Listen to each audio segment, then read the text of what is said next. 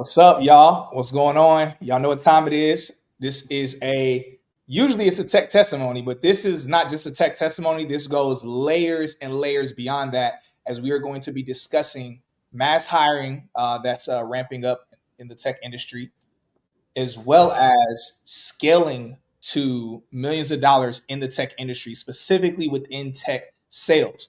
As many of you know, those of y'all that don't know, tech sales is one of the most lucrative careers in the world. One of the careers in the world that you make more money than a medical doctor, more money than a lawyer. No disrespect to those industries and careers. We have a much love, respect, and adoration for people in those careers. Nevertheless, you're able to scale significantly further beyond that without needing years and years of schooling. So yeah, look, y'all, we have someone here who is a enterprise tech sales leader who's actually at a very large tech company. It goes back and forth between being the number one company in the world. Right now, they might be number one in the world. And so this person has a lot of experience, a lot more experience and knowledge than I have. Usually when y'all see me interview people, y'all see me interviewing people where I'm more knowledgeable or I've been in tech longer than they have. This is a special treat where you all get to learn from someone who has more experience and more knowledge than I have. I'm going to go ahead and bring him on right now as I'm doing the introduction. All right, so I'll send you I'm not seeing the invite from you on Instagram, Horus. So I'll send it to you. Anyway, the guest who's about to come on is I'm going to try to multitask. Oh, here he is right here. All right, boom. All right, so I just sent you the invite, Horus. Anyway, so listen, y'all, you're going to learn a lot of things during this interview / webinar. You're going to learn a lot of things. Make sure you have your notes out. Make sure you have your questions prepared, and make sure they are good questions. I mean, any question is a good question. But make sure you have your questions prepared. Make sure you have your notes out because this is definitely going to be worthwhile.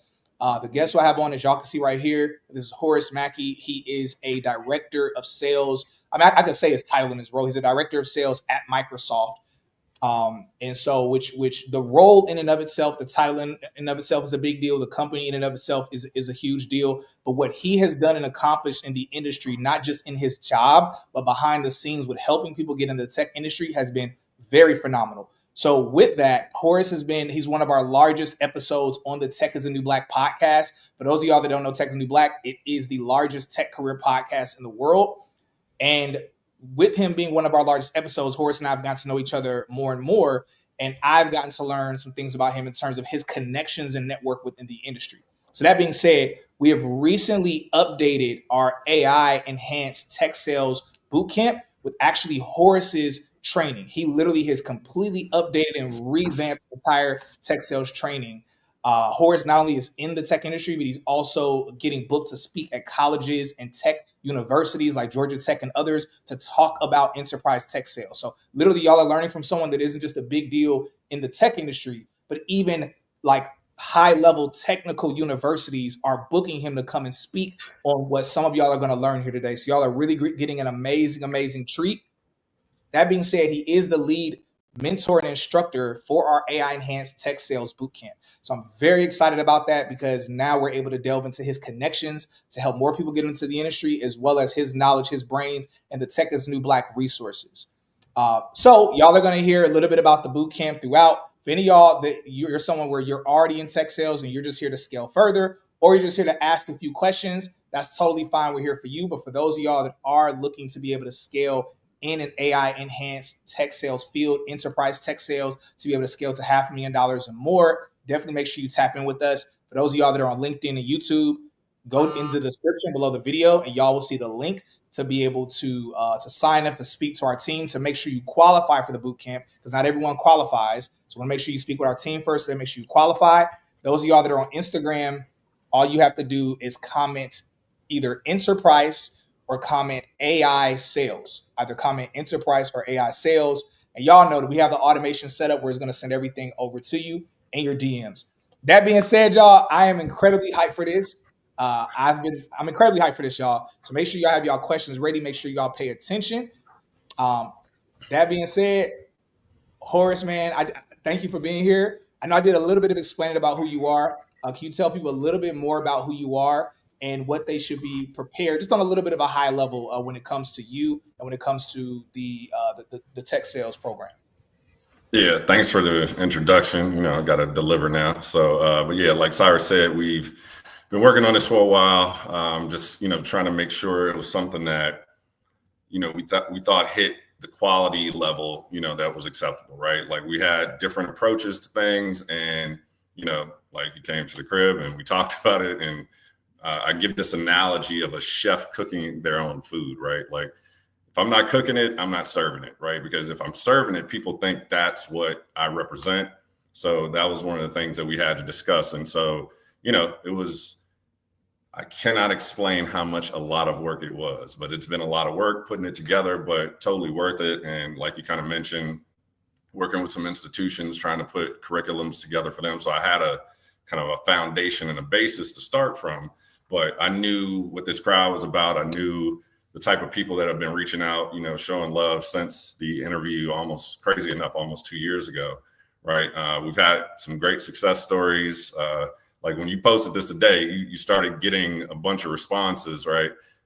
Just of people talking about things that we did together, right? So, like the one-on-one was great, but it's like I wanted to be able to scale this, right? And that's why, like I said, when we originally talked about boot camps, nobody's really heard me promote that because it just wasn't the way that I did it, right? So then when we tried to bring it together, and I'm like, all right, well, let me take 10 years of experience, the 2 years of school, and all my previous experience and kind of struggles to get to that point, put all that together so that we have something we can deliver for people.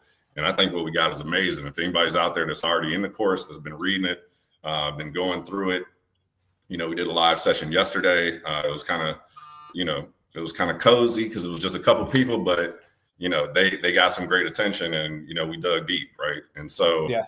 I think what people are going to be able to expect is it's basically getting to what we call the tuition, right? Like I had to pay a tuition. I literally had to pay over $60,000 in tuition to get into this. And they're not going to have to experience that, right? They get the 10 years of my experience in industry, plus a lot of what, I learned in school. Like yesterday in the live session, we got into like capital and operational expenditures. You know what I'm saying? Like those are the type of things we got to dig deep in, because when you're in a live session and you have your questions, that's how we are able to like really truly understand why somebody buys something, one way versus another, right? And so I think what people are going to get out of it is going to be incredible. And then after we kind of develop the curriculum and we're ready to get it going, I kind of came to you with the concept of this, we call it personal networking accelerator option, which to me, y'all pay attention. Pay attention to this, y'all. Pay attention to this. So I don't want us to delve too deep into it, but just on a surface level, we're going to talk more about this later. But just on a surface level, can you give them like a quick high level overview as to that part? Yeah. So basically, the requirement will be the boot camp. You have to basically score on all the tests and quizzes that I give throughout the program. You got to hit a certain level, right? And it's pre-programmed into the system, so we'll know. And then basically, this is an option you can add on. Obviously, it costs because you're trying to get into the industry. But what it's going to do, you're going to get an hour with me. You'll get an hour with a recruiter from one of these big companies. I won't name the one, but got some that worked at a couple different companies, got a couple options there. So an actual recruiter for tech sales, right, into one of these large companies, Microsoft, Google's, Oracle's, companies like that.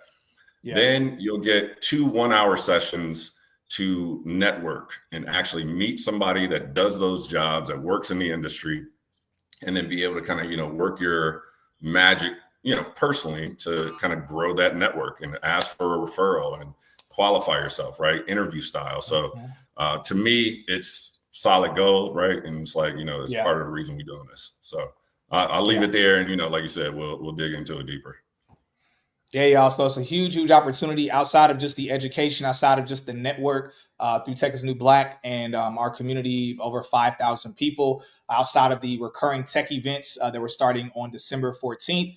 Outside of all of those pieces, also this other piece that we have through Horus and his network and through our growing network is the opportunity for you to be able to have these interviews with individuals at these major tech companies, because that's one of the struggles a lot of people are facing is just getting interviews at a lot of these companies. So with Horus and Tech is New Black, what we're doing is cutting that down to where you're able to get in for those that are in our boot camp, that of course make sure that they are performing at an optimal level, because we only want to present quality people. That being said, y'all, we about to go ahead and delve into it. I'm seeing a lot of people on LinkedIn and YouTube comment AI sales.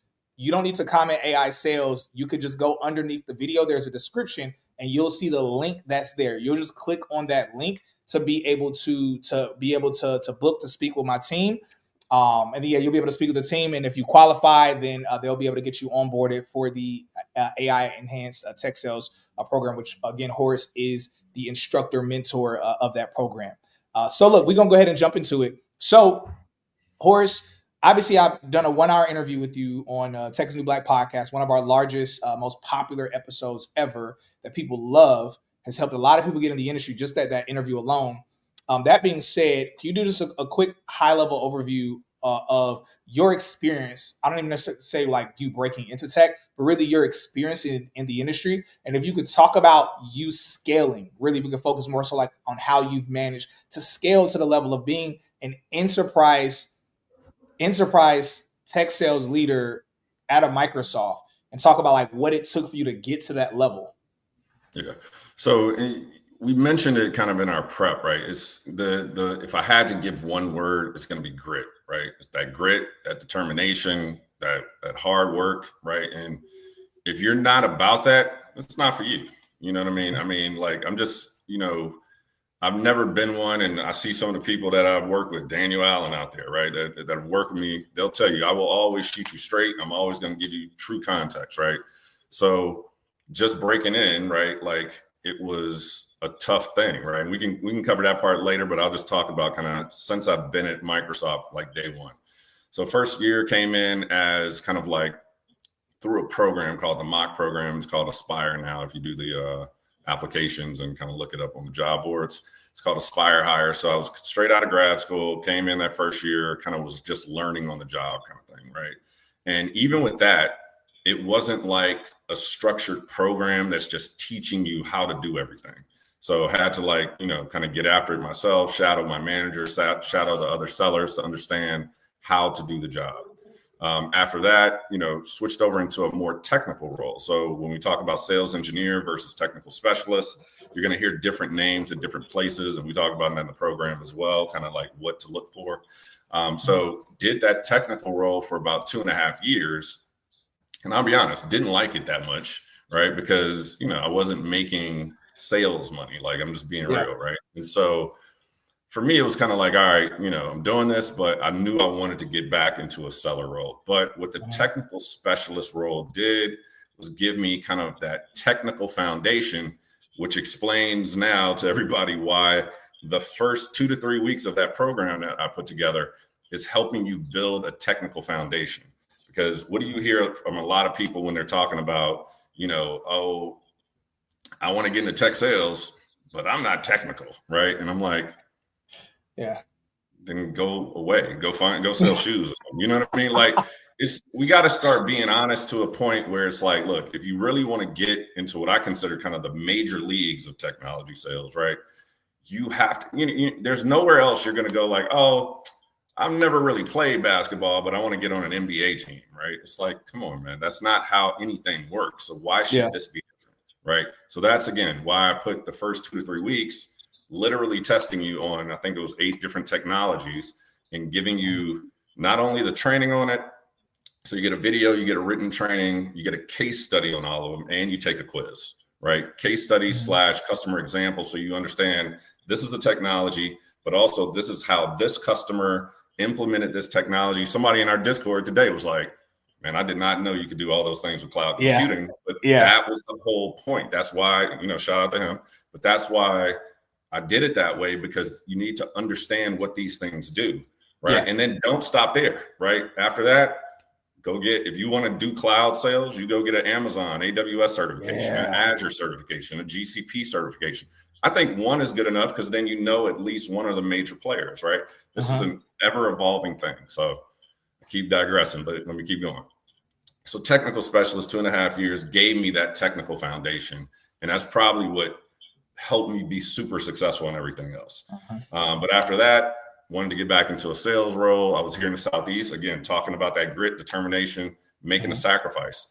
I interviewed for a role. I did not feel like the guy who got the role was better than me.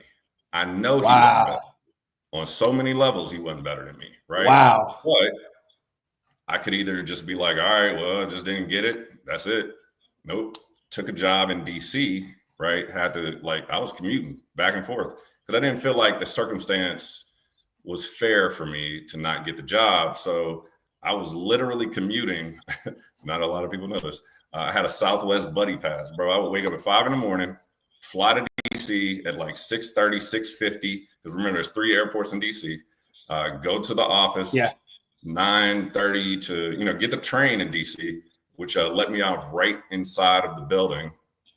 Go to the office, work till like 3, 4 o'clock, depending on how long the day was. Not every day, let me be clear, not every day, but probably 4 to 5 times a month. And I was paying, shout out to my Southwest Connect, because I wouldn't have been able to do it without them. And like literally go be done at like 3, 4, 5, look up the flight to see which airport or which flight home had an open seat. And I probably get home about 7, 8 o'clock that night. And then to me, the way I made myself believe it, because I was like, if I had to go to an office with Atlanta traffic, it's an hour and a half, 2 hours, really not that different, right?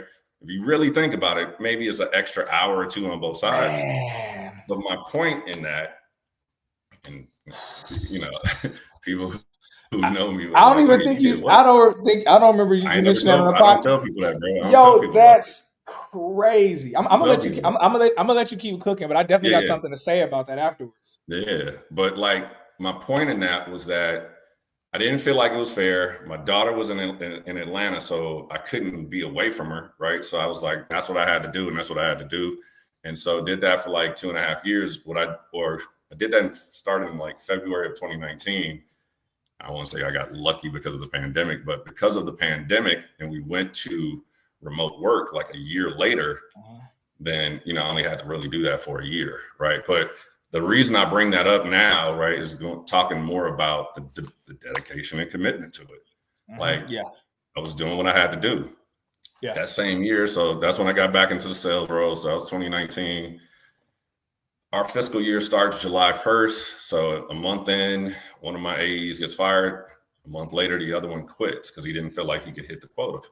Yeah. And so, and when you say your AEs, I'm assuming you're like their manager or something like that? I was a specialist. No, I was a specialist. I was a sales specialist. Okay. Yeah. Yeah. So Microsoft, you got the AE, and then they have specialists in each of the different. So I was a modern work specialist, which is like the Office 365 and all that stuff.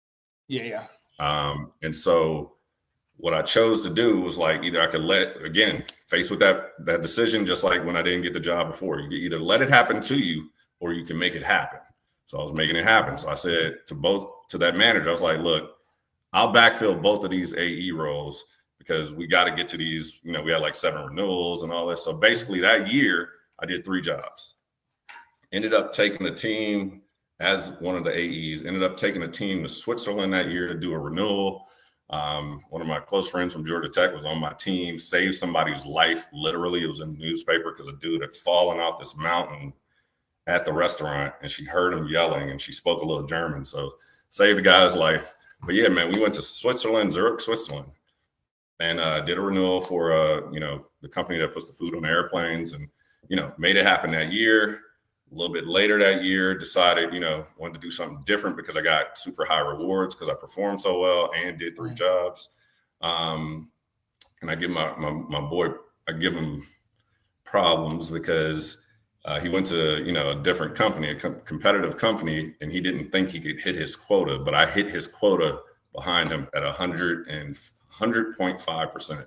So I always give him a problem about that. But that's what I'm saying. Like, even doing 3 jobs, I was able to hit his quota, right? So then from there, that's when I took that strategic. So strategics are your like top 507, I think, companies. So I took Marriott. I think a lot of people know I've done that.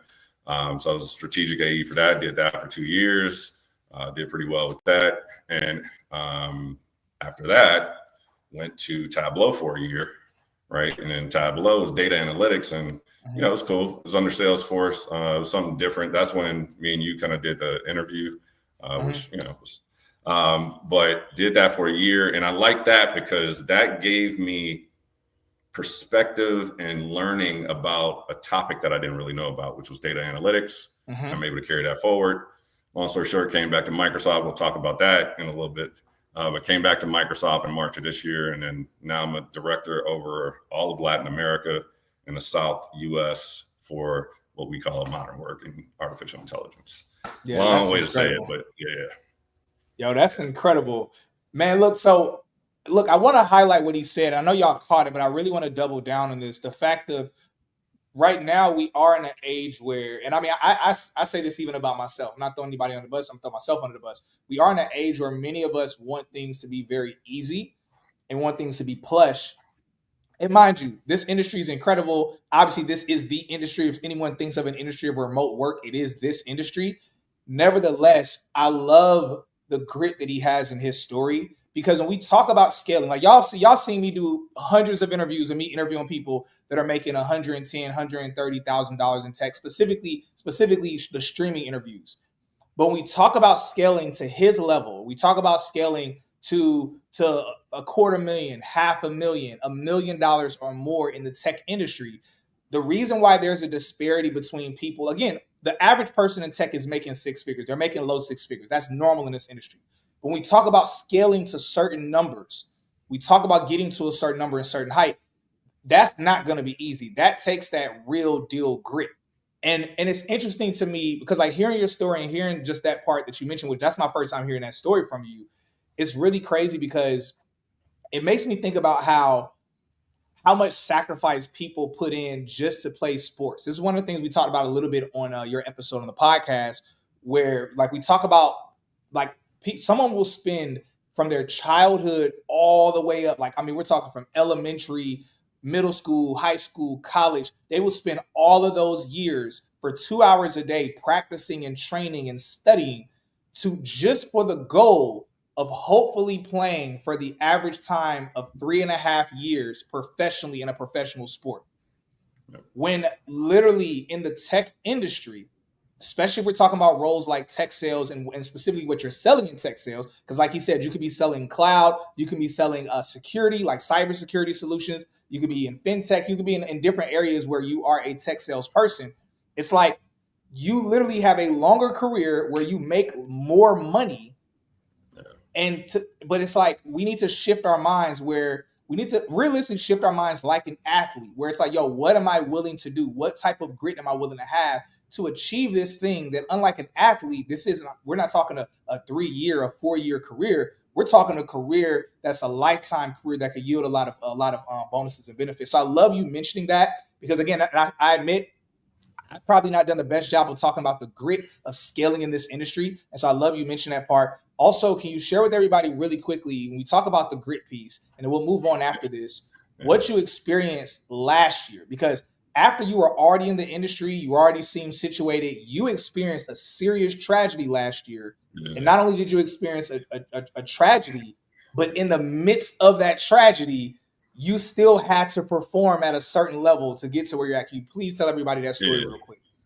Yeah, man. So it was actually like right over a year ago. Like a year ago today, I was in the bed still like recovering. It was November 2nd. I was out having some, tacos and margaritas and start feeling this pain, bro. And then next thing you know, 3 days later, November 5th, I was supposed to be in New Orleans with my brother and friends at the Saints-Bears game because we go to a lot of the Bears games. Brother thought I was just like, nah, I don't want to go. Dude, my appendix burst. So I'm like, holding off for a couple of days because I'm just like, man, I don't feel great, but it's not that bad. Next thing you know, emergency room. Next morning, got to have surgery at 5 a.m. But the point that you're making is that this was during the process when I was trying to come back to Microsoft, right? And can you really quickly explain to people what it means when your appendix bursts? Because even when you told me, I didn't even know the full severity of what that was. Yeah, so your appendix is part of your, intestinal tract, and basically it's like a little pouch almost, right? You can look this up on YouTube. Don't, it's horrible, but if you're interested enough.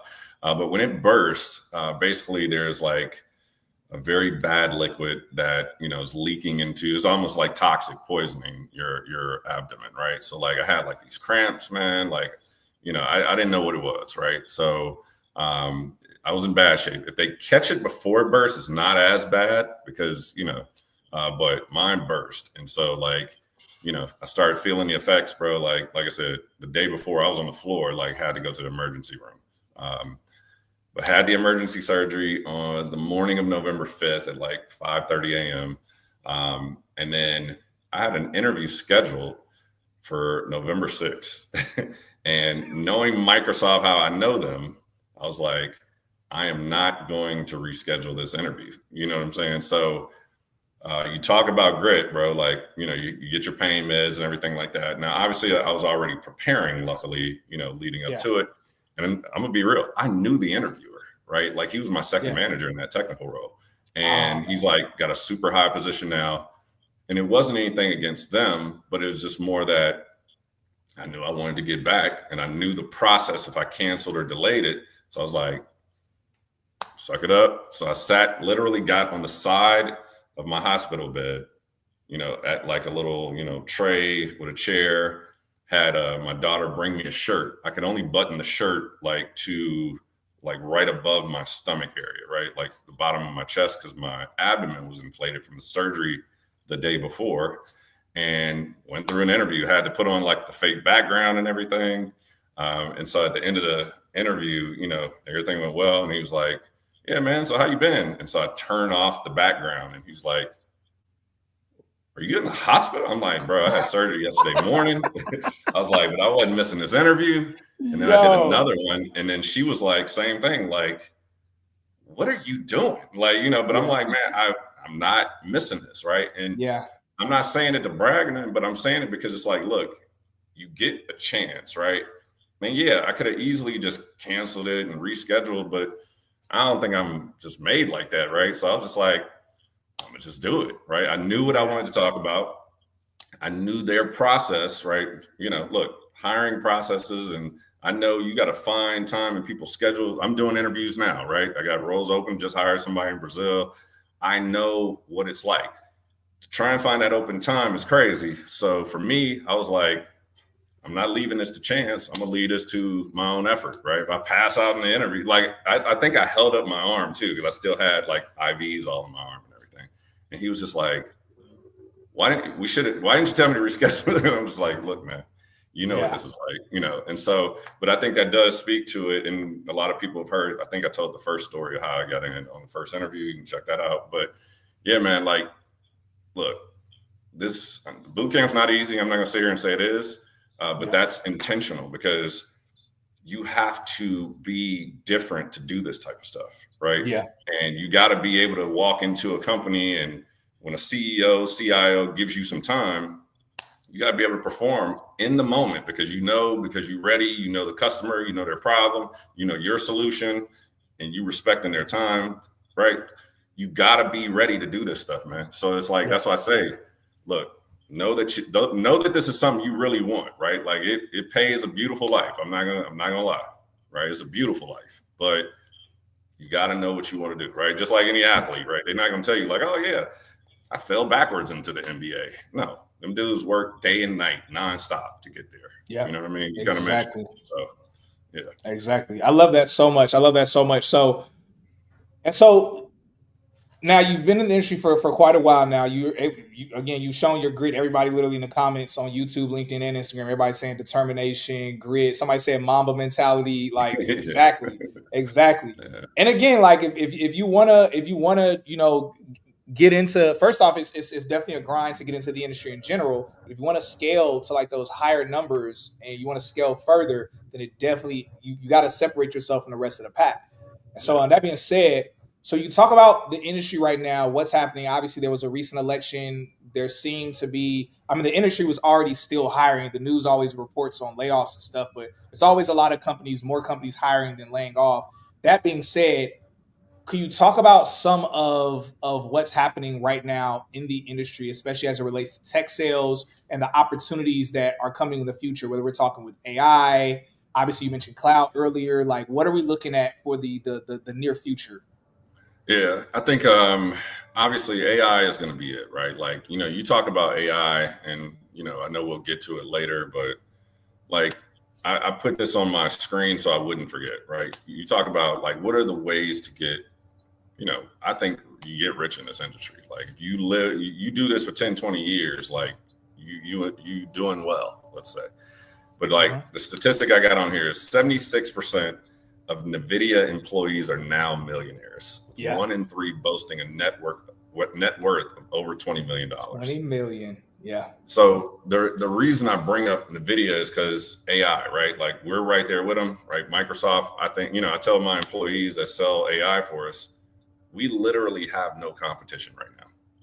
It's like we're selling against nobody. And I tell them, I'm like, what, are you waiting for some competition to go sell this? Bro, I got employees in several countries, but these two are in Latin America. And I mean, they're making their commission already. Our first quarter ended September 30th. Their commission, they're making more than their base salary already because they're selling AI. Man. Crazy. Right. And so, I only bring that up to say like, now is that time when you got to jump on those trains. AI is the future. And I tell people, I still think we're at like maybe day one, right? Because what the potential of what's coming, I don't think people appreciate it enough and understand it enough, right? One of our competitors is selling, they're hiring over 1,000 people, right? They've already hired, I saw something like over 1,800. I don't want to say their name, but they definitely some roles out there being hired, and I'm here to support anything anybody wants to do anywhere. But one of my guys, like he, went through my personal program, and he's at this competitor right now. So, but AI is just truly the future, right? And just so people understand, and it's part of why you want to understand the technical stuff, there's one component that directly ties into AI, and it's cloud computing. It's like, where do you think the AI runs, right? It's in those data centers, right?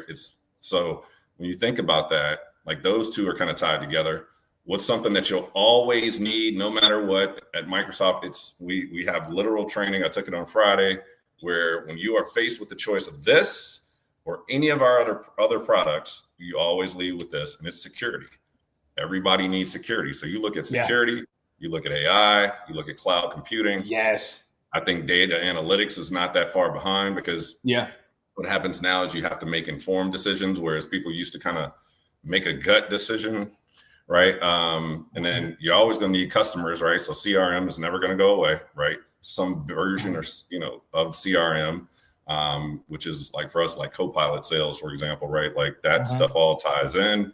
So, I mean, look, there's no area, like when I look at what we talk about, there's no area I see where it's like, oh, nobody's going to use it. Because even the productivity, the modern work stuff that we sell, that I sell in addition to the AI and the surface hardwares, is like, it's still I think it still leads Microsoft's income sheet. You know what I mean? Like modern work, which is like your Outlook and email and, Office 365.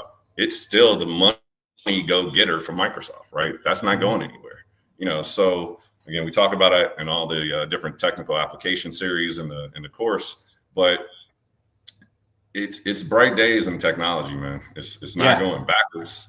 And then now you start to add things like, with the election, well, some of us may be happy, some of us may not be.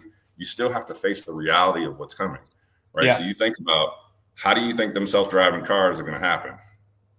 That's AI. He's got data centers. He did some special thing where he built data centers in a time frame, and I'll put that in the course. I think he did it. I think he did it in like 13 days. And the founder of NVIDIA, Jensen, 4 years. It was like, crazy. So, right, like somebody has to sell that stuff, man. People don't just call up and be like, hey, let me buy this, right? And so, and then there's sales of that stuff on the back end that you don't even think about, right? It's the chips, it's the server boxes themselves, right? Like some of the customers that I have actually build those data centers, right? We're in negotiations with them, called balance of trade. We spend so much money with them, but they only spend a little bit with us. But, it's just like, there's so much depth to this.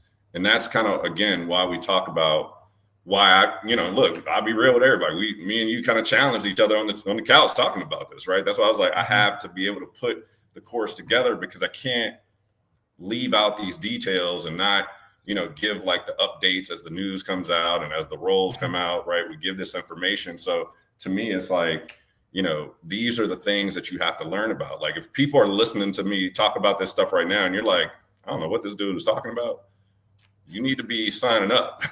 Yeah. You need to be getting enrolled if this is the future you want. If you just kind of like watching us on live, that's cool too. So real quick, if I could jump in, I'm seeing a lot of questions pop up on YouTube, or not YouTube, here on Instagram. A lot of questions are popping up. Make sure y'all put your questions. You have to click the drop down. There's a drop down above my head. You actually click on the drop down and then you post your question there, because it's way too many comments. I'm not gonna be able to scroll up and then get to your questions. So everybody, y'all are asking some great questions. We have a question, a Q&A part at the end. We're gonna go through the questions. Make sure on Instagram you're clicking the drop down and you're posting your questions there. On YouTube and LinkedIn, I'm going to scroll through here because I don't get as many comments on YouTube. It's a lot of y'all on here right now. It's like 4 times as many y'all on YouTube and LinkedIn. It's on Instagram, but the Instagram comments are way more active. So y'all can just post your questions in the comments. I see a lot of y'all great questions. We're going to get to them momentarily, but make sure on Instagram, y'all click the drop down and you put your question there, or we're not going to be able to get to the question, unfortunately. But that being said, one of the questions I'm seeing a few different people pop in with, this is one question I'll address, is people asking, one, what's the best way to get into the industry? The best way to get into the industry, whether or not you're interested in tech sales, no matter what it is you want to do in tech, most likely the best way to get in the industry is through a tech bootcamp. I don't care what it is you want to do in tech in general.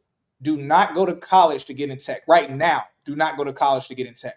The market, and especially because of AI, the industry is advancing faster than a college curriculum could ever keep up with it. Because by the time even if a professor puts out an amazing curriculum and program and course, by the time you're finished, during those 2 years or however many years with that professor, that information is completely outdated. And y'all can literally look this up. I've done all of the data and numbers on it. Y'all can literally, whether you want to use ChatGPT, Gemini, Llama, any one of these platforms, you can go in there and literally. Don't forget Copilot. Yeah, my bad, Copilot. I was saving the best for last. All right, there we go. Yeah, so Microsoft Copilot. So go in there and literally ask and say, hey, look, I'm interested in getting in tech sales. And you can literally ask it and say, hey, what's the best route for me to get into tech sales? And then say, give me a direct answer. Should I go to college or should I do a tech sales bootcamp? And it's going to tell you a tech sales bootcamp. I've done it in terms of, that's how I got into the industry, and it's significantly more affordable. It's not going to take 4 years of your life. And again, what you're going to learn is industry standard, especially if you are doing the tech sales program that we have. There are a lot of good tech sales programs that are out there, but the reason why I'm excited about this is because, especially with our collaboration with Horus, with Tech is New Black's large network that we have, with the recurring tech networking events, our community of over 5,000 members, professionals, and there's so many different elements, but then also to add that key component of our program being AI enhanced, we have an AI specialist who's on the team. We're constantly adding in different AI trainings and things as well. Again, you don't need to know how to code or be technical from that angle or that standpoint, but you understanding how to leverage AI as it relates to your role. But then the major caveat at the end of it is the opportunity for you to be interviewed with recruiters and leaders at some of these large tech companies, like we mentioned earlier. So that's one of the major issues. Even people that do really quality boot camps, one of the issues people deal with is that it's still hard sometimes for people to get interviews. Tech is New Black, we specialize on training people on how to get interviews, on how to properly optimize your LinkedIn to attract hiring opportunities, how to make sure you're able to attract recruiters. Even if you get a rejection, we have trainings as to how to still get an interview or still be able to get that job, even if you got a rejection email, which a lot of people don't know about. That being said, to add the major layer on the back end of the piece of being able to have those connections with the tech companies that are hiring through Horus and through his network and through our growing network, those are pieces that you're not going to find anywhere else. That being said, definitely if you're interested in AI enhanced tech sales, if somebody asks, how do I learn AI as it relates to tech sales? You learn that within the program, but just in a simple way. Someone else asked, how do I get an AI tech sales job, or how do I sell AI software? His team is selling AI software. So you can either be at a company that's selling AI software like a Microsoft and other companies, or you can be at a company where that company itself is a AI startup or an AI company where all they have is AI solutions to be able to sell. And last question I'm going to answer. Someone said in the comments, are we talking product sales or software sales? Generally speaking, we're talking software sales. When we say AI, we're not talking about, generally speaking, we're not talking about robots, which that's still fine as well. That's still money. That's still a great opportunity. But we're talking mainly cloud, cybersecurity, maybe fintech, data, and obviously AI. And we're talking about sales, and those are all software pieces. Yeah, one quick thing too about that is I think, and that's not to blow my own horn, so to speak, but you get this every week, right? Like I do a live stream at the end of every week when we go through the process, right? So you can ask questions about the material. So it'll be, usually it's every Saturday, it'll be 90 minutes to 120 minutes, just kind of depends. And I think this, that part was what you originally approached me with. And after like yesterday and last, week doing those, super helpful, I think, for people to be able to understand. So it's not just the consumption of the material and just taking the quiz and stuff like that. It's like having the conversation. Like I said, when we got deep into the Rolls-Royce example for cloud computing, for example, the guys had great questions that they were asking. So we ended up talking about how a customer maybe wants to, capitalize their expenses, right, and pay for the contract all up front versus somebody wanting to pay for it year by year, right? And those are the type of things that, again, I think to your point of going to college, right, like that's learning finance separately and then learning about, selling separately and then learning a technology separately, but we're putting all that together. And one last quick point, when you talk about college, like as much as I hate to say it, I'm paying for somebody to go to college right now. My daughter's in college, but it's like, I had her, she was at the Microsoft office on Monday during, like the student day, because I told her, you got to get an internship, you got to start building a network, relationship, things like that. Mm-hmm. But yeah, like you're just not, school curriculum, to your point, just can't adapt as quickly as something like a boot camp that can kind of keep things constantly updated. And that's one of the things I'm working on for this coming week is going to be a section for each section on here's like relevant topics, articles, things that you can kind of, learn in addition to just the hard curriculum. So, So to that point, when you mentioned a boot camp being able to make updates, one of the trainings that we have in the boot camp, and aside from tech sales, we have other trainings as well that teach you how to scale. And one of the trainings we have is called the equity play, where it's literally a training that teaches you about equity within different tech companies and how to be able to scale further. So to the next question, Horus, can you speak to, I put the question down as two different ways, but if there's other ways that you know about, you can speak on those as well. But can you speak to the two key ways that someone can become a millionaire in tech sales? And also how does equity play a factor into building wealth in tech sales?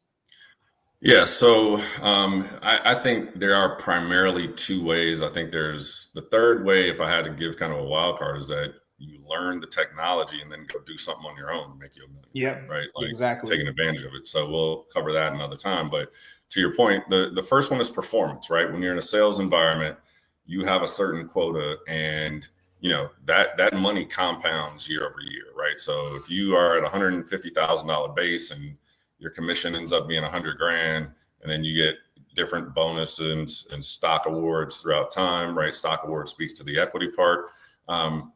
Over years, bro, that starts to compound, right? And, the key is obviously don't outspend, your income. But when you start, stacking those $200,000, $300,000, $400,000, $600,000 years together, like it all makes sense, right? And then from the equity play, again, it's an interesting analogy. While you were giving the sports analogy earlier, I thought about it. Like a lot of people say this, and look, this is kind of a, one way or the other. There's no wrong way, but a lot of people like to jump around, right? Like stay at a company 2-3 years, get the full equity distribution, then go to another company, right? 2-3 years, 4 years, get the equity distribution, go to another one. So it's like you keep getting these signing bonuses and these large stock awards up front. And again, you think about, you do that over the course of, I would say 8 years, right? You start 1 year, you get $300K, right? 4 years later or 3 years later, you go to another one, you get another 400 to 500, because it's going to increase over time, because your experience and, kind of role level and stuff like that will increase. So you think you go 3 places in 5 to 7 to 8 years, and you get 300, 500, and $1 million potentially, right, in stock award, and you just let that sit. Not to mention, over say 7 years, on average, making $300,000 a year, right? That's 2.1 million plus the 2 million you probably got up front, because you're getting stock bonuses. Or you're looking at 5 to 7 million if you do it right.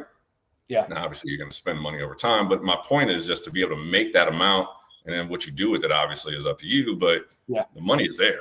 Money is there. Yeah, it's definitely there. I've talked about before. So the training, and we're going to update the training is called the equity play. That's within our boot camp. We're going to update it pretty soon. But the training that was taught, the person that taught the training and that I was interviewing, who broke it down for everyone within our boot camp, that person is actually only 27 years old, and I think he just crossed over $1 million. Where, like, in terms of like now he makes about $1 million a year. He works in tech, but he made all of his money through the equity play. And the way that he goes about equity is that he treats working at tech companies similar to how investors treat their investments. He literally watches what's happening in the market. He'll look at a tech company and he'll bet on their stock, and he'll go and work at that company, and he will take sometimes he's taking a slight pay cut, sometimes not, but usually he'll take a slight pay cut. He'll get a huge sign-on bonus, so it won't really matter. He'll take a little bit of a pay cut and he'll negotiate his equity. And literally that's the game plan. That's the way he's ran it. I'm going to say something straight up, y'all. I talked about this before. We talk about this sometimes within our community in our Discord, is that, when we talk about who's the wealthiest people in America, oftentimes we love to talk about like the white man or white people, but it's like, white people on average, they're not even in the top 5 earners in America. Now, mind you, this isn't any diss or shade towards white people. This isn't a racism thing. This is just talking numbers and facts, that like white people on average aren't even in the top 5 earners in America. Now, this is going to make sense in a minute why I mention this. Right now, the top 5 earners, if we're talking about groups, it's the Indian community, the Japanese, the Nigerian, Chinese, Filipino, and Taiwanese, and a couple others. And white Americans are around number 7, number 8. Now, why is that? If you look up statistically, those groups go after 2 industries. The 2 industries, all of those groups that are in the top 5 go after, is the healthcare industry and the tech industry. But if you look on average, which industry is hiring more? The tech industry is hiring more. It was hiring more even a few months ago. Now it's definitely about to be hiring more. The tech industry is easier to get into, doesn't take as long, and over time you make more money in this industry. So those communities, what a lot of our Indian brothers and sisters and Asian brothers and sisters have been doing, is that they've been running this play where they get in tech, to get these 6-figure salaries, they get equity at the company, or they collaborate amongst each other to create their own tech startup. And now it's easy to get funding when you and all of your comrades are making 6 figures. All of y'all making 6 figures. Y'all can bankroll your own startup. All of y'all understand the industry. Each of y'all have different various roles. So they come together and create their own startup. If y'all look at the history of all of these founders of most of these tech companies, you'll go down their LinkedIn and you will see many of them were working. The founder of Calendly, if anybody uses Calendly, the founder of Calendly, his job before he started Calendly, he was in tech sales. He literally was a enterprise tech sales leader. And then he created Calendly while he was working in tech sales. And so this is the game that and by the way, he's Nigerian. So again, this is the game that a lot of them have been running, and much love to them, shouts out to them.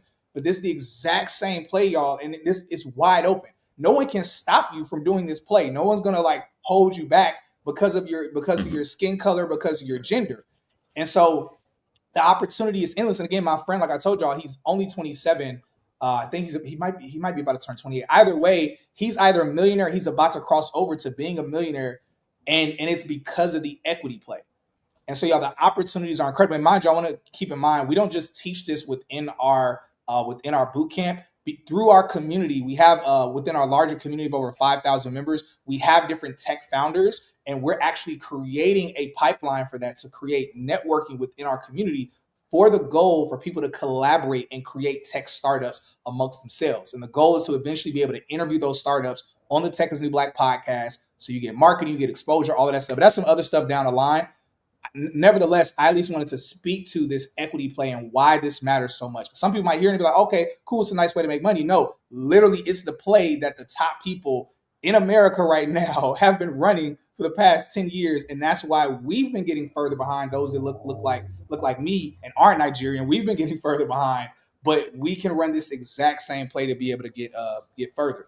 So look, I've been saying a lot. We got a couple other questions to get to for Horus, and then we got to get to y'all's questions. For everybody that's been tuning in, or those of y'all that just popped in, we're talking about AI enhanced tech sales. We have here Horus, who is an enterprise tech sales leader at Microsoft. He's been at other companies like Tableau and others, really been making waves in the industry. He's gotten booked recently to speak and teach on enterprise sales at Georgia Tech. And he's been making some amazing waves in the industry, helping a lot of people get in the industry. We're going to talk about that in just a moment. And with that, he is our instructor and mentor for our AI enhanced tech sales program. And one of the things that we actually did in the program, and I want to tell y'all this, is that our program, when we talk about it being AI enhanced, that's a double entendre. And the reason why that's a double entendre, not only is in the program you learning about AI as it relates to tech sales, and you're learning how to leverage AI in tech sales, but literally the self-paced, because our program is both self-paced and cohort, with Horus obviously being the instructor and teacher and creator of it. But actually, when you're going through the self-paced portion, it's actually AI. It's an AI clone of Horus. So we actually have an AI instructor that you will see like this that's teaching. It's Horus. You'll look and be like, it's literally Horus, but it's not him. And so the reason why we did that was because we were like, okay, either people are going to have to wait 3 months for Horus to have to record all of these things, or we are going to really show people the power of AI. And so we've literally cloned AI Horus. Literally curriculum, everything is through him, with the additional resources through Tech is New Black. But that being said, y'all are going to be able to see it firsthand. So for everybody that's been tapping in, those of y'all that missed the mark earlier on Instagram, all you need to do is comment AI sales or comment enterprise, and you will get you'll get the link. Y'all know the automations; it'll send a link to your bio. For everybody on YouTube and LinkedIn, listen very clearly, because people are gonna start commenting AI sales on YouTube and LinkedIn. All you have to do is underneath the video, there's a drop down. You'll click on the link there. You'll book to speak with the team. A team member of mine will text you, and we'll make sure you're qualified for the bootcamp, because not everybody is qualified for the bootcamp. They'll qualify you, and then you'll speak with a member on the team so they can go ahead and get you set up.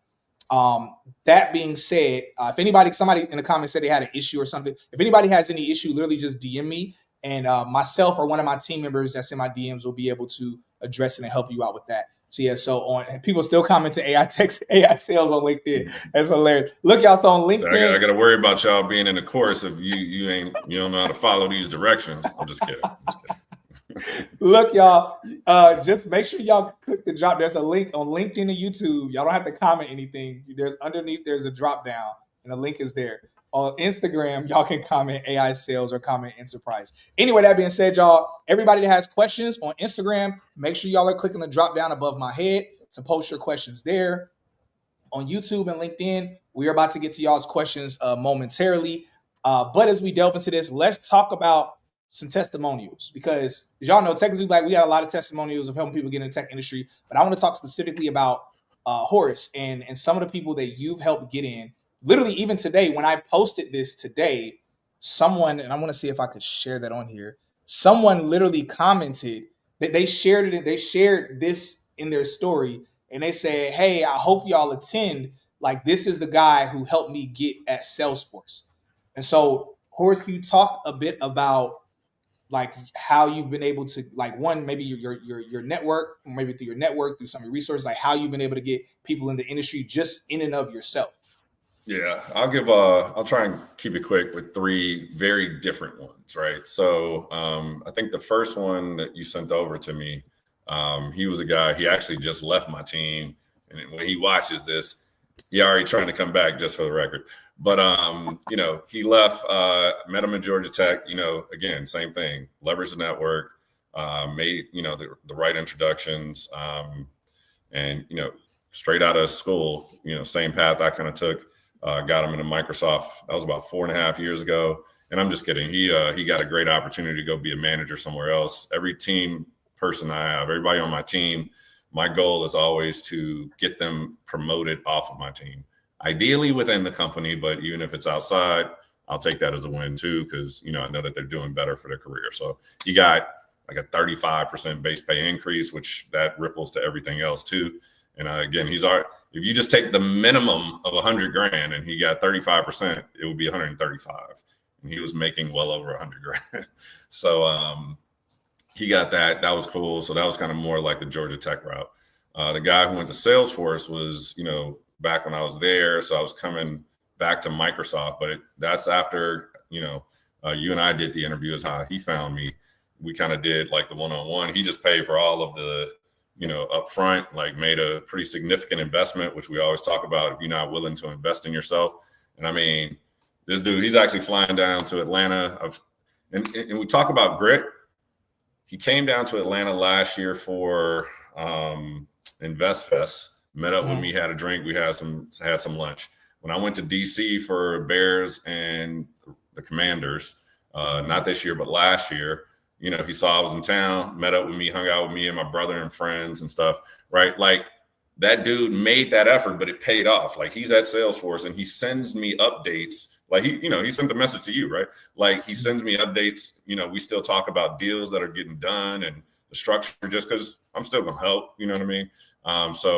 But again, that dude was after it, stayed on it, and that's how he got to where. And then he made an investment. It was crazy. I could say it now. I'm not saying his name, but he had lost his job and made over $1,000 investment with me to be able to like get to that next level. And I made some calls, made some connections. You know, he had some good networking people too, but we got him into Salesforce. And then one other one, think about this one, guy got introduced to me. And this is where, when we talk about that personal networking accelerator option, I could sit here and say it was luck, but I'm not gonna say luck. I'm not gonna disrespect myself like that. Like a guy that my cousin knew, they worked at a company called InView together, right? And this guy, I'm sure if he watches this or sees this, he would shout it from the mountaintops. He like sent me $100 or something like that out of his own pocket, even though his first year, bro, that dude got like Gold Club. But the story is that my cousin introduced him. My cousin works at Microsoft too. Cousin introduced him to me. He was in the Charlotte area, and I worked in Charlotte, you know, a couple of years ago in that second role I mentioned. So what I did was, you know, again, my cousin's handoff, you know, but I introduced him to 3 people. I was like, here's 3 people that, you know, you want to meet, get to know. They can tell you kind of like about the area, about the accounts, area of business, about the accounts, you know, what it's like to work. I promise you, hand on the Bible, I'll find this dude and get him to come on camera and do a testimony, bro. The 3 people I introduced him to are the same 3 people he interviewed with. So he was like, he got into the interview and it was like, he was like, I mean, it's because they're the ones who were telling him how to prepare. Oh my God. And they end up being, look, I'm saying it don't sound, but I'm telling you, it's the truth. RW, I won't say your name, but if you out there watching, you see this, please verify this. Yeah. Bro, or even my cousin could verify this. But like the 3 people, he interviewed with those 3 people. So obviously he got the job. And yeah, man. So that's where that personal networking accelerator, when you and I kind of talked about it, remember after we came up with the course and the content and all that, I was like, look, this part we need, right? And you was kind of fuzzy on it at first, but then, you know, I explained it better, I will say. Yeah. And then it made sense, but that's what happens. That's how that works. Right. And then we'll get into, when you do that with me and all that, we'll talk about why networking is a 2-way street, not just what you can get from people, but what can you offer to people, right? Mm-hmm. You have to at least offer. Most people are going to be like, I'm good. Don't worry about it. I choose to do this. And that was part of me getting into Microsoft. Like the guy who I met introduced me like 5 people and they would everybody was willing to help, bro. It was amazing. So the point is you need that in kind of acceleration of it though, right? Like you need somebody inside the circle of friends, right, to invite you in. So that's why we brought that option on the table. And I think it's going to be vital to those who put in the work, make the investment, get through the program, to be able to spend, not bragging on myself, but spend an hour with me, an hour with a recruiter that does this job, plus 2 people at 1 hour sessions where, they'll look over your resume just to kind of give their perspective. They'll have an agenda that you get to fill out so we can hit it like you want to, or we can simulate interviews. I don't know where else you're getting that, bro. I don't know. No, you don't get that anywhere. And I'm going to be real with y'all. We thought about initially making this something separate from the boot camp. We thought about this just being something. We decided, no, we want to keep this exclusive for students within our boot camp in our program. So this is something that you get. Again, I've said this time and time again. Half the battle is the education part, which you can get the education at a college usually, and you can get the education at a decent boot camp. The other half of the battle is your LinkedIn, your resume, knowing how to interview, so on and so forth. But this piece that he's talking about is something that no one else has and no one else offers. Like no boot camp. Whenever I always tell people all the time, because y'all know technically back, we still promote other boot camps depending on what else you want to do. So if you want to do something specific in cloud or you want to do something in cybersecurity, we have partners that we will recommend you to. But when it comes to this, when it comes to something like this is not something that anyone is offering in general. And oftentimes I tell people, whenever people say, hey, Cyrus, there's this boot camp that guarantees a job, I tell y'all time and time again, do not, unless that boot camp has a company that they own and they are like, no, we own this company and we have it in contract that you will get hired immediately after the company. A lot of the boot camps that used to make those promises are going through lawsuits right now because they were not able to keep up with those promises. So I want to tell y'all. Let me jump in real quick. Let me just jump in on this, just to prove this point and how real this is. Big tech money is me on Instagram and TikTok and all that. I did a video and there's a date on the video. It's called Interviewing the Exit, because I was talking about the quality of different programs. It has to be over a year ago that I did this. Interviewing the exit. And what I meant by that was whatever investments you make, whatever you sign up for, that's cool, right? Make your own choice. I get people got different levels that they can invest in, and I get it. But no matter what, because I've talked to so many people, one of the guys, I'm not going to say his name, one of my guys right now in the chat commenting, they had paid for a resume review, him and his wife, a lot of money. And then when I gave him the info, which was like a sixth of the price, he was like, bro, I wish I would have found you earlier. If you want to say something, go ahead, bro, say it. But, I just say interview that exit. Know what the exit plan is for anything. It doesn't matter if it's Georgia Tech. Know what their career, services and career department is going to give you before you leave. That's part of the story I talked about on the first podcast.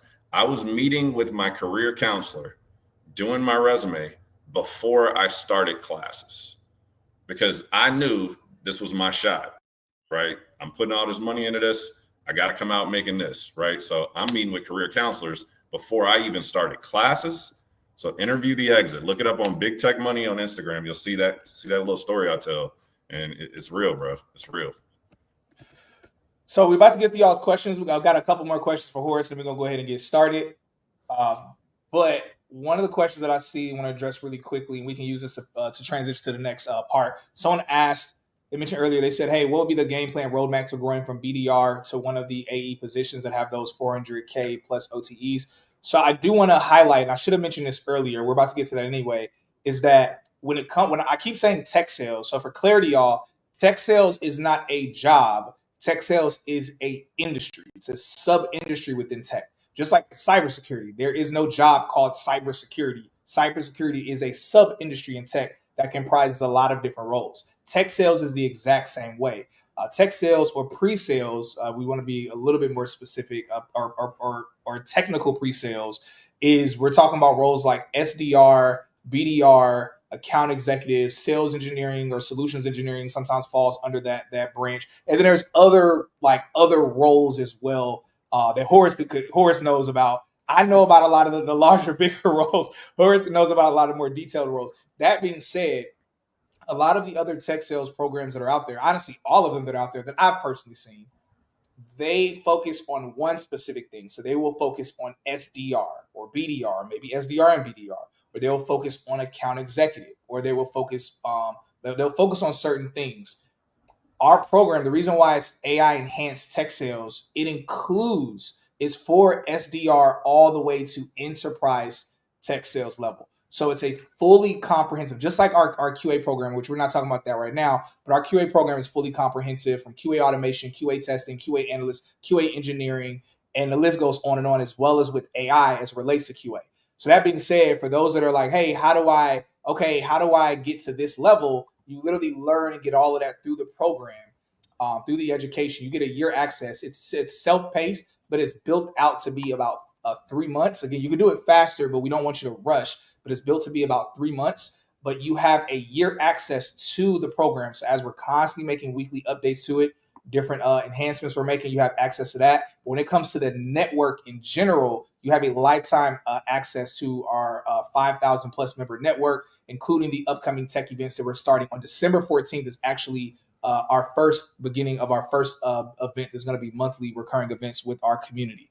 So anyway, so just answering that. Now, if we could touch on really quickly, or if you could explain the difference between SDR, entry-level AE versus like an enterprise sales role. And then if you could speak to around about what that salary range could look like within each of those pieces.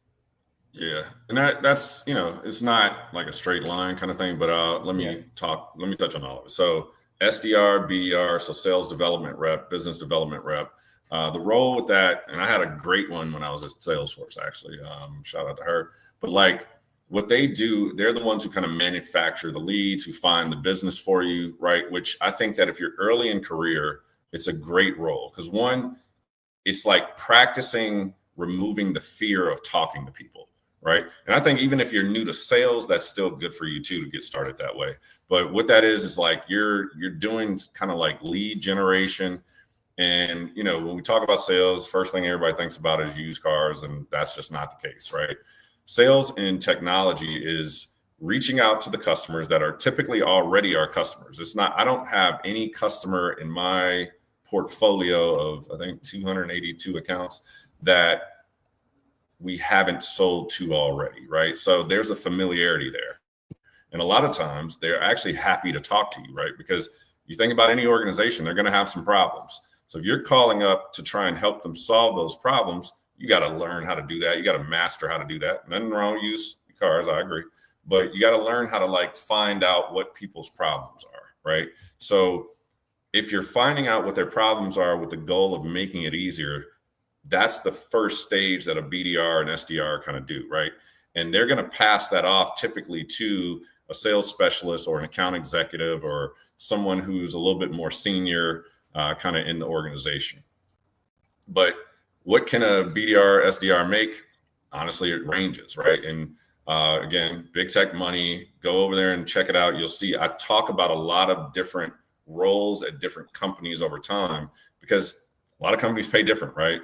Google may pay a BDR altogether like 120,000, whereas like Salesforce may pay a 95, right? You got to but consider geography. Somebody in New York City is going to make way more than somebody in Wichita, Kansas. Yeah. So it's hard to like give you just this, if you go find a BDR, go look for 180,000, right? Like if you live in San Francisco and you're the best one ever, it's possible. Yeah. Right? Yeah.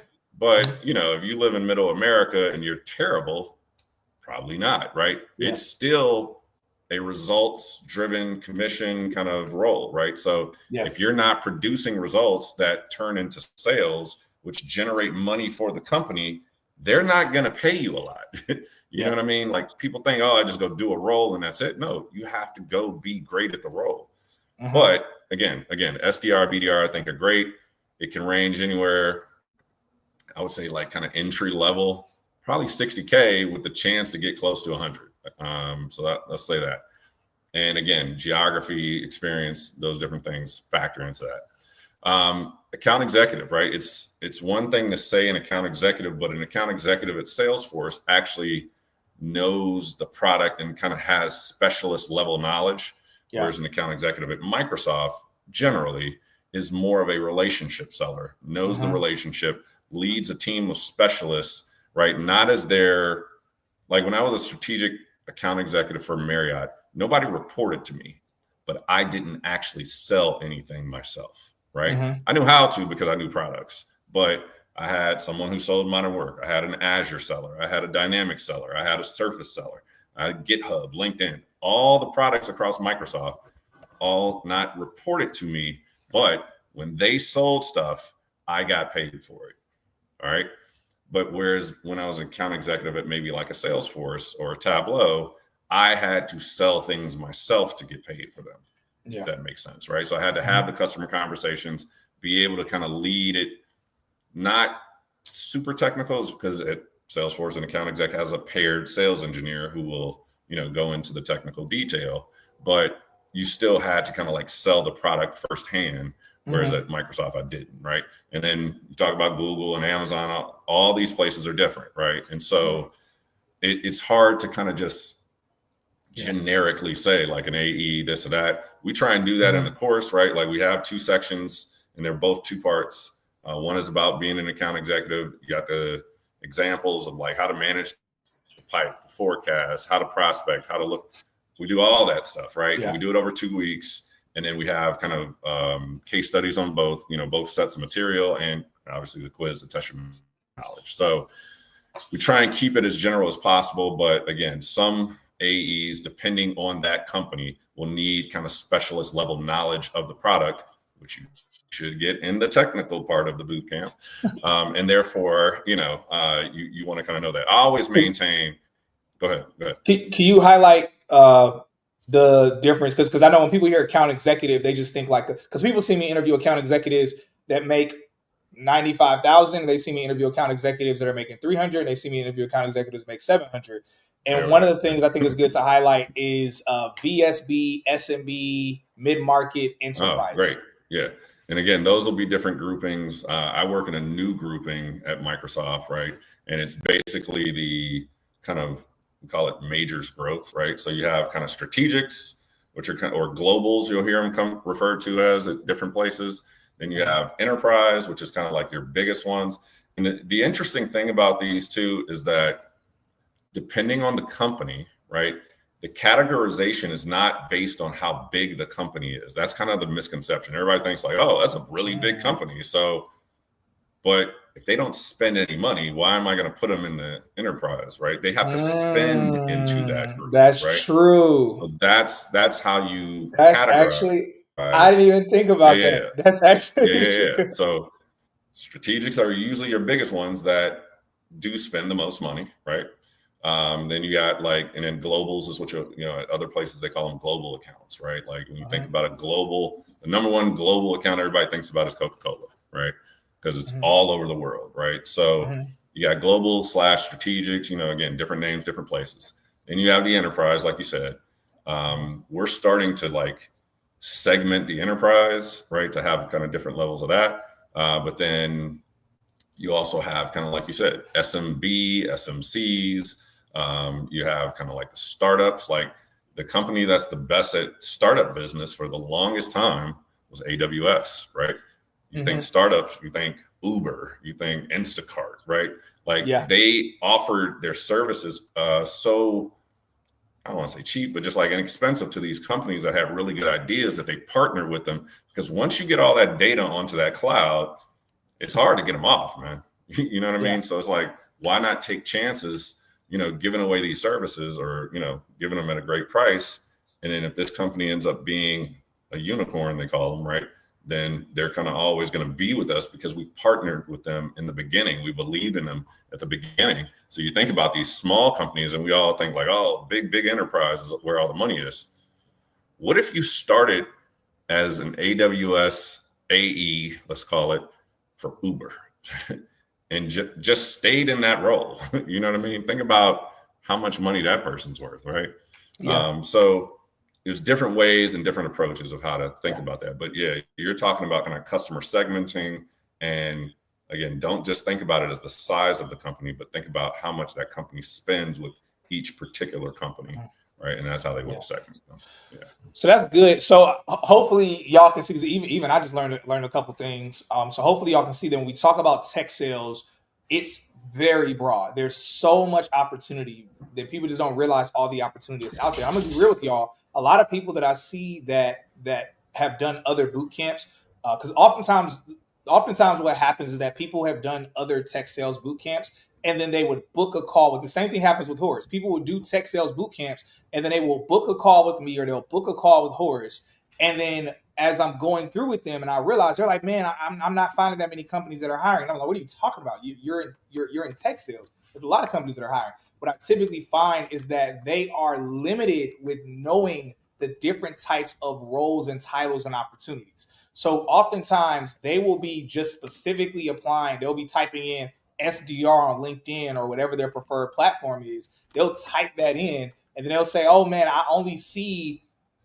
3,000, 4,000, which that's technically a lot, but they'll say, I only see 5,000 SDR roles available. And it's like, well, you should retitle it this way and retitle it this way and use this title and use this instead. And then now you're opening up 20, 25,000 openings and roles. And so again, the opportunity is crazy in terms of the companies that are hiring. And now, especially because of AI, especially because the cybersecurity industry is booming, which as the cybersecurity industry booms, that means roles that are in these different security companies are booming as well. Again, we talk about selling cybersecurity software. And so the list goes on and on. Horus, thank you for breaking all of that down. So we're about to go ahead and get to y'all's questions, but I just wanted to highlight that for y'all. So again, as all the pieces we're talking about, if a lot of these things are going over your head, if you're like, man, what is all of this stuff? Understand that this, as well as many other things, are what you're going to be learning in greater detail within the program, as well as, of course, the community and us being able to be there alongside of you to really help you be able to land your role in the tech industry. That was already something that we were doing. It was a plan of Tech as a New Black to eventually tap into our market of relationships to be able to set people up on these interviews, to be able to get referrals within those companies. But Horus, with him having much more tenure in the industry, deeper relationships at higher levels, he's really helped close that gap when it comes to that. And so that's something I'm incredibly, incredibly excited about that y'all are going to get to experience. Again, we're about to go ahead and get to the questions. Everybody that's on Instagram, make sure you're commenting your questions. There's a drop down above my head. Click there to post your question in there. Everybody on YouTube and LinkedIn, y'all go ahead and start dropping y'all's questions. I'm going to try to scroll through and get to some of y'all's questions, but make sure if I haven't addressed your question, make sure you go ahead and retype your question in the chat so that way your question is more visibly seen for me. For everybody that is joining that's on YouTube and LinkedIn and you missed out, if you're like, man, I'm trying to do this AI enhanced tech sales program. I'm trying to get this training and mentorship through Horus as well as with Tech as a New Black. Then make sure that you on LinkedIn and YouTube, you click the drop down. Underneath the drop down, there is a link. You click on that link and you schedule to speak with our team to see if you qualify for the boot camp. And again, I have to reiterate this because people DM me getting upset, being like, Cyrus, I spoke with your team and I don't qualify. I want to be very clear. Everyone does not qualify. I'm not here to, I want to help everybody, but if you don't qualify, we have to turn you away because we care a lot about being able to help people we know we can actually help. That being said, one of the qualifications I'm going to tell you, and this is a qualification you have to determine. If you're not serious about scaling in the tech industry, scaling in tech sales, if you're not serious about it, if you're just like, oh, this sounds kind of cute, please don't schedule to speak with my team. Because it's like my team works really hard and they care so much and we care so much. Honestly, I'm gonna be real with you. I don't even want, and again, I mean this respectfully, I don't even want anyone in our boot camp where you're not serious about it. Like, please don't sign up if you're not serious because we put so much effort and energy into this. The work that Horus has put into it, the work that my team, that y'all always see my ugly face, but we have a large team with Tech as New Black. It's an amazing team. They're so passionate about it. Our career advisors are passionate. Like, if you're not serious, and again, respectfully, maybe it's not for you. If you're not trying to make this money in tech sales, if you're not trying to scale, whatever, please don't sign up. But for those of y'all that you're serious and you're like, yo, you've been truly waiting for a change, you truly want to be able to scale in tech sales, and you're serious about it, make sure you definitely go ahead and book because we'll definitely be able to help you. And I say this confidently, better than anyone else will be able to help you because I've helped so many people that have done other boot camps, just like Horus has. And so we decided, hey, we're going to go ahead and just give y'all all the tools so that way nobody has to do a tech sales boot camp and then come back to us to get the other pieces. So again, make sure y'all YouTube, LinkedIn, Click the drop down. You'll see the link to schedule to speak with the team. On Instagram, y'all would just need to comment AI sales. Comment AI sales, and our automations will send you the information over to you. All right, so we got to go ahead and get to these questions. So let's go ahead and jump into it. I'm very excited. So I'm gonna start off with some questions on Instagram. Then I'm gonna hop over to YouTube and LinkedIn. We're gonna do our best to get through all of these questions, y'all. But I also want to honor Horus's time, and I want to honor my time too. Shoot, we're talking about all right, good question. Someone said, okay, I went to the site and it says I need to apply for the boot camp. Are people with no experience eligible? Yes, because literally, if you are coming fresh off the streets, again, there are requirements or there are qualifications. The team's going to handle that with you. But in terms of your knowledge, like in terms of your knowledge, the only thing is that you do need to either be a high school graduate or hold your GED in terms of knowledge. If you have no experience in sales, that's totally fine. It obviously is better if you do, but even if you don't, that's completely and totally fine. I have very minimal experience in sales before I got into the tech sales industry. It's all about the training. You learn everything top to bottom, even a foundation to what is the tech industry. That is one of our intros. We even have a mindset. What is the mindset to be able to scale in tech? We have a lot of foundational things first before you start to get into the nitty gritty of things. And again, you have a lot of research, all of that. So you're fine if you don't have any experience in the industry. And also, you do have experience in transferable skills and domain expertise that you don't know about. And that's some other trainings we have in the program. So you have more than what you know.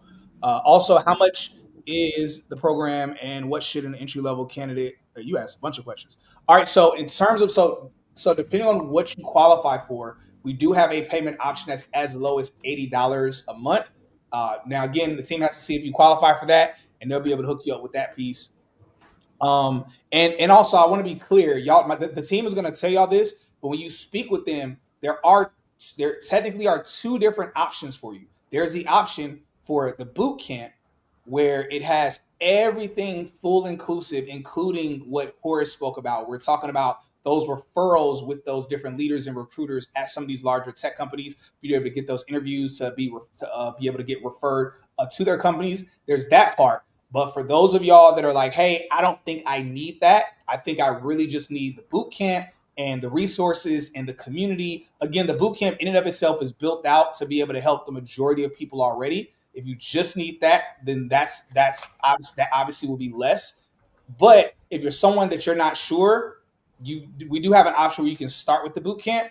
And then later on, once we're helping you get into the industry, if you're like, hey, look, I do want to go ahead and get set up to speak with some of those internal referrals and recruiters and stuff, then that's still an option that you can be able to attack on later. I'll answer this last question really quickly. Then I'm gonna get to some questions that are specific for Horus. So you say, what should an entry-level candidate look for? So again, you're gonna learn that through the program as we're gonna be working with you in terms of what an entry-level candidate should look for. Just like Horus spoke about, it depends on if you're going after an SDR role, BDR role, account executive role. I'm going to tell y'all personally, and this is something I push very heavily, but I personally do not recommend anyone, and I tell people this in our boot camp, I don't recommend anyone unless you just really need something. I don't recommend anyone accept anything with an OTE that's under 75, and honestly, that's pushing it a little bit for me, but an OTE of 75 or a base of around 55. Because again, there's a lot of opportunities out here with companies. And again, mind you, it's totally fine if you do accept that, because you can get in a role like that and within 6 months or a year be able to scale close to or over 100,000. So I'm not saying don't ever accept that. But again, in the program, we're going to be working with you. We're going to be talking with you and stuff like that, and be able to help you find the companies and the roles, especially leveraging your domain expertise, your transferable skills, leveraging those things, as well as our negotiation tactics and the stuff that you get. You're definitely going to be able to get something really good. So let's get to these.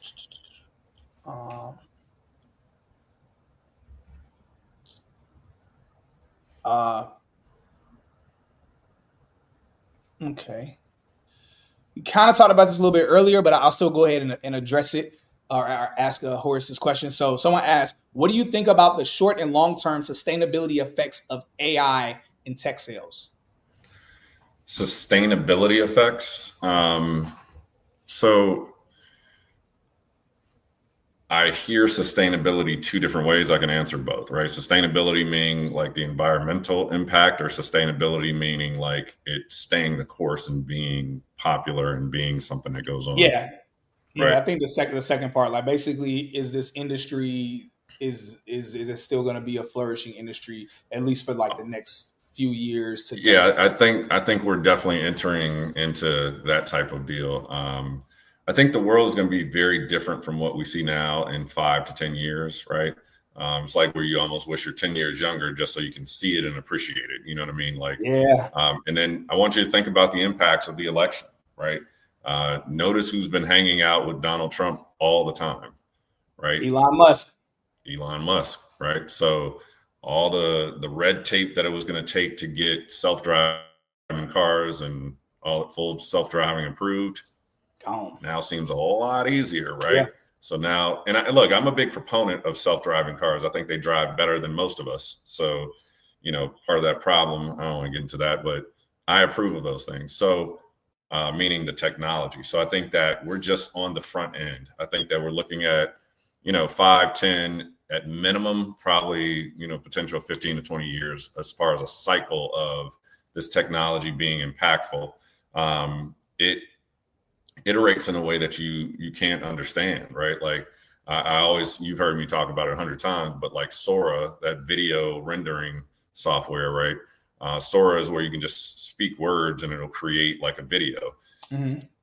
To me, that's going to revolutionize the world, right? Yeah. And like China's created their own version of it in case, you know, we try and kind of keep that proprietary. But I think there was a story not too long ago, people can look this up. Tyler Perry was going to make like a $800 million investment. Yeah, it was $800 million studio. Yeah. And he saw Sora and was like, nope. Yeah. Right. And that doesn't, and people think like, oh, well, think of all those jobs that are lost. Yeah, that's true. But think about all those jobs that are created.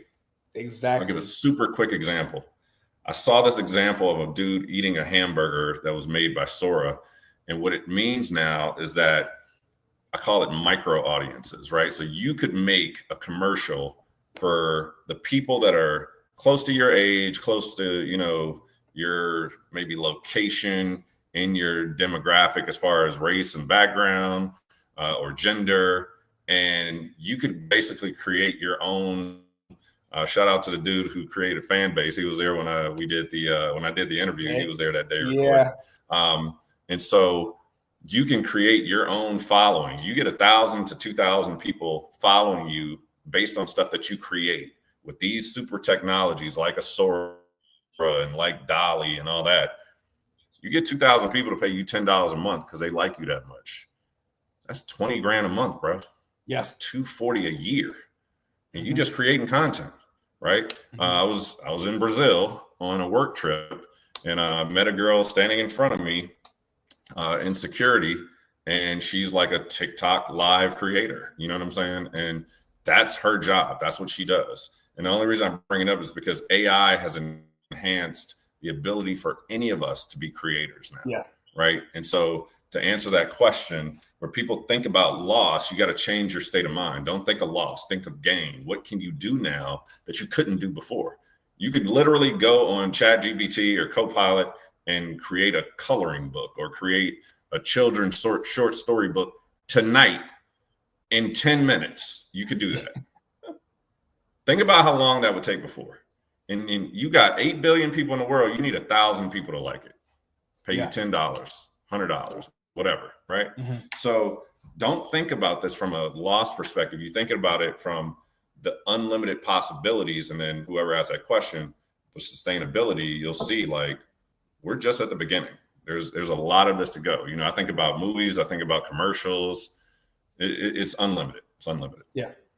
To double down on the point he mentioned with Elon Musk and Donald Trump. And again, this isn't about, you know, I know everybody has their own emotional feelings about presidents, but just talking about the facts, literally for those of y'all, let me know in the chat for those of y'all that saw it.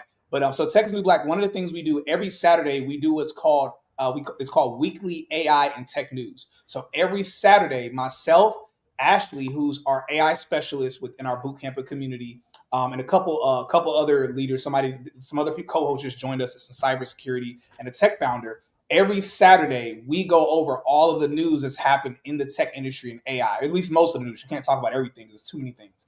That being said, one of the things we just reported on Saturday is Dodge. I want y'all to pay very close attention. What is Dodge? Dodge is a Department of Government Efficiency. It's a brand new department that was just created. Elon Musk and Vivek is his name. Vivek. They've been placed over it. Now, what is the purpose of this? The Department of Government Efficiency. So it's really twofold. One is to help our government be more efficient. They want to lower. Basically, they basically want to get rid of a lot of government. They're like, yo, our government costs too much money, so they're trying to lower government spending by $2 trillion a year. That's one part. Now the other side of it is the tech side of it. Is the other goal is to make America more tech and AI efficient. So again, Elon Musk, love him or hate him, there's a lot of things I love about him, some things I don't like about him. Either way, love him or hate him, he is the face of the tech industry right now. People think tech, like AI, like Elon Musk's face comes up. And polarizing figure, but his face comes up. That being said, him being at the helm of this, his goal, the goal of Vivek, Donald Trump, whatever, is to make sure America is very far in advance when it comes to technology and AI. And again, Elon Musk, he's the founder of, not the founder of Tesla, but he's the CEO of Tesla, SpaceX, the Boring Company, Solar Power, Starlink. XAI, Starlink. He's the CEO of somewhere in the ballpark of about 10 or 12 different tech and AI companies. And these companies, other companies are thriving. Other tech companies are thriving off of the success of these companies. Then we talk about Tesla. We're not just talking about cars. We're talking about the data. We're talking about their robots. We're talking about all of these different components. So literally, when we talk about the tech industry in the future and tech sales, it's honestly beautiful right now. I wouldn't go as far to say it's going to be as amazing as it was in 2021 because that was crazy. But it's definitely going to be one of the better times of better growth for the industry. So let's go ahead and get to a couple more questions, and then we are going to wrap up. Someone says, "Can y'all still hear me? Because I think my AirPods are going out." Okay, cool. Yep. All right. So someone said, "Does the link automatically allow us to book a call, or do we have to wait?" Yeah. So once you book, one of our team members should be texting you. So right now, if you book tonight, the team member that should be texting you tonight is Angel. So Angel will text you, and she's our qualifier. She's with our qualifying team. So it'll either be Angel or it will be Rosick who would text you right now. So they'll text you, qualify you. Once you're qualified, I have usually the career advisors don't work until Monday, but a couple of them, like they said, hey, we're gonna work Sunday so that way we can speak to people. So usually if you're qualified for the boot camp, Angel or Rosick, they will schedule you on a call with our career advisors so they can go ahead and get you set up with the boot camp, tell you more about it. They will more than likely call you before your scheduled time. They'll probably text you or call you before your scheduled time, but you still have that scheduled time just in case because their calendar does get really booked up. So again, y'all, for those of y'all that are serious, I can tell y'all, it's probably people here in the chat that will tell you that they've scheduled, and there have been some people that scheduled, and then within 3 hours they were on the phone with a team member. But a lot of people have scheduled, like after these types of streams, there are people that will schedule where it's taking 4 or 5 days for you to speak with somebody. So that's why I tell you, like, if you're serious, make sure you jump on it ASAP. And because again, a lot of people, I mean, it's literally been hundreds of people that have been registering since I've been on here already. So make sure y'all jump on it ASAP.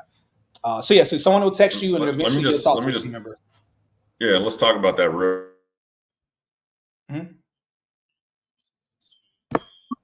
I want you all to think too, like you want to act with a sense of urgency because while this will be a recurring, course throughout time, we kind of have it in cohorts. And so, if you want to be kind of on the same schedule as everyone else, we just highly recommend do not wait, right? Because think about getting in line, right? If you get in line and you're like, oh, I'm gonna wait until the next group.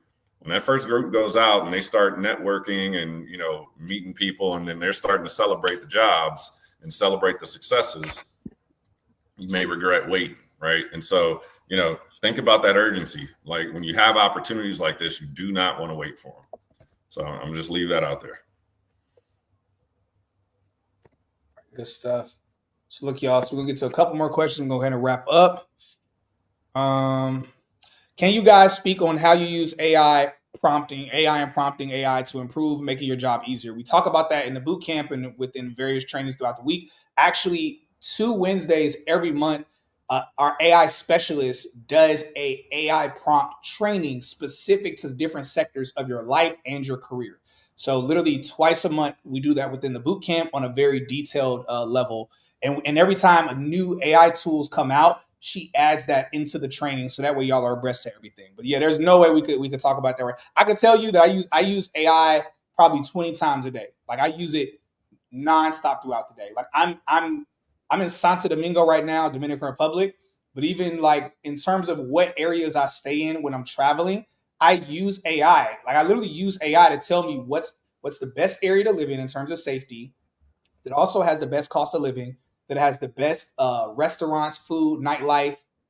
That also, like, I literally ask it a list of questions and I compare different cities when I'm going to a country, and it gives me a breakdown of all. Like, I use it for almost everything. It's actually crazy at this point how often I use it. I love it. And so, anyway, but again, I'm just telling you how I use it. But in terms of actually teaching you the prompting and going into the detail, you get all of that within the program. I enjoy Horus's authenticity. Yeah, I love it. I love it. The sense of urgency. Okay, cool. Oh, you're talking about. Oh, Lord. So, Adrian. All right, I ain't gonna get into that. That's funny. I love it though. Yeah, I love it. It wasn't intended for that, but I like that he recognized it. Yeah, like, yeah. You know what? Yeah, big, like, oh yeah, that is. Yeah, yeah, big respect to that. Yeah, big respect to that. Now I'm telling people be beating me up in the DMs. They're like, I booked to speak with your team 3 days ago, and I be screenshotting it and I send it to the team. Yeah. I'm really saying it because we literally loaded all the videos for section 1, 2, and 3. 3 hours ago, 4 hours ago, and the people that are already in it have been getting through them, and I unlocked everything. So it's like, I know what he's saying, but at the same time, it's like, I'm not going to wait for, whoever it is to sign up. Like, so we're about to get into the, different sections in like a week or two. So no, I still like that. I still like that. Yeah. Shouts out to you for you. That's why it took me a second for that to click for me. Yeah. So,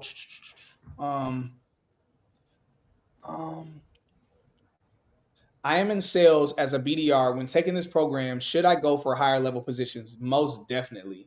Most definitely. I mean, unless, and again, we'll work with you on this, unless there's a BDR position where, I mean, at the end of the day, title aside, if it's a BDR position with a more notable company that's going to really make you look like a rock star, and or if it's a BDR role that's paying significantly higher, again, usually you're not going to make 6 figures as a BDR, but I've literally helped someone get in tech as a BDR, SDR BDR, and their OTE was $142,000. Now that's very unheard of, but high numbers can happen. That being said, yeah, I would encourage you, and we'll work with you to shoot for something that typically would be higher, at least a VSB, SMB, account executive role or something adjacent to that. Do they offer equity only to tech roles, or is it also available for non-technical roles in the tech industry? So to be clear, tech sales is not, generally speaking, unless we're talking about like a technical solutions engineer, someone who might code a little bit. Generally speaking, tech sales, when we talk about it being technical, we're not really saying that you're going to be coding, or you're going to be, doing something that's like deeply technical for the overwhelming majority of companies. But still, you have an understanding of the technology, an understanding of the software, knowing how to communicate it, and ultimately knowing how to sell it, depending on what your role is within tech sales. So that being said, yeah, when we talk about equity, usually most companies offer equity for all roles within their companies. Now, maybe not if it's like a customer service role where you're just answering calls and handling inquiries, maybe not for something like that. Maybe not, depending on the company. But generally speaking, yeah, it's available for other roles, even if it's not a technical role or even a tech sales role. How do you find a unicorn startup to work for to get equity in?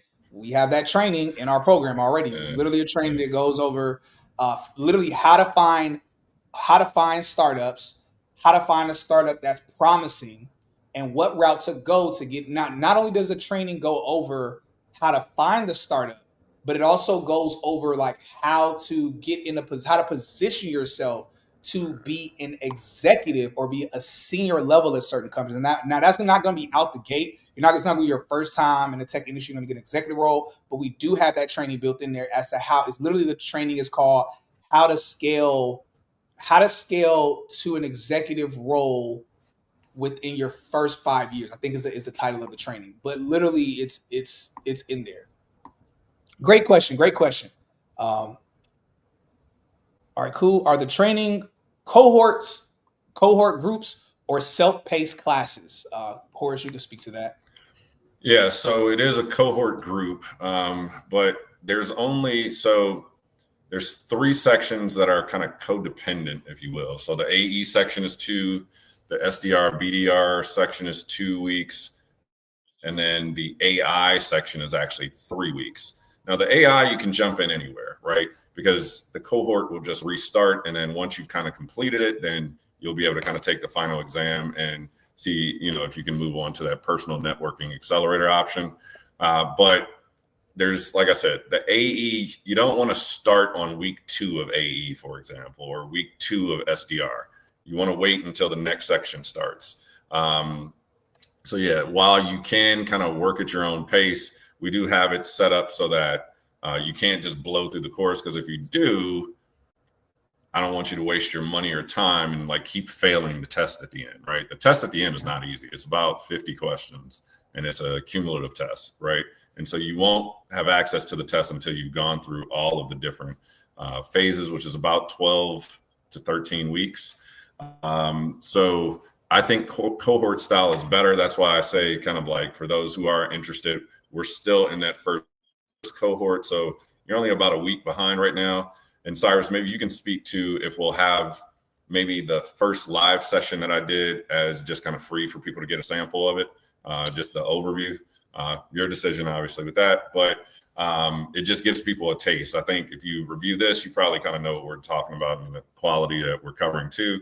But I do go into kind of detail of the syllabus. I do review the syllabus, talk about the technical applications where you do kind of create that foundational knowledge in the first 8 weeks, or I'm sorry, 8 kind of courses, if you will, or sections. But yeah, cohort style is kind of the better approach. You can do it, individually, but cohort style is better.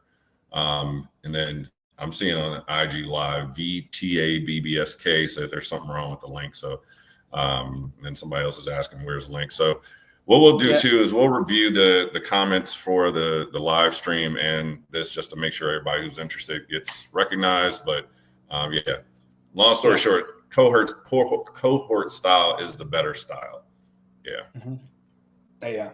So, but in terms of your own schedule, and again, the team, our career advisors are going to speak to you more about this. They're going to answer more questions for y'all. So again, if any questions that y'all don't have answered here, literally when you speak with the team, they'll be able to answer all the questions for you and then some.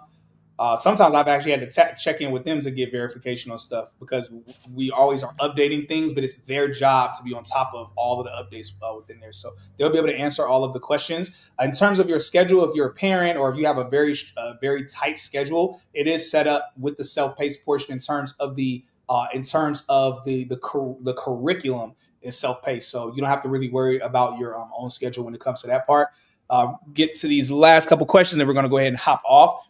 So someone says, last quick comment on the cohort thing. And the reason you want to take it in some sort of order is because of the live session at the end of each week, is that we're going to cover that week's topic. So I'll leave it at that. Yeah. Definitely make sure that you're doing it in order and not trying to jump around. Even if it's something you're like, oh, I see the title and you go, I think I know this already. Don't think like that.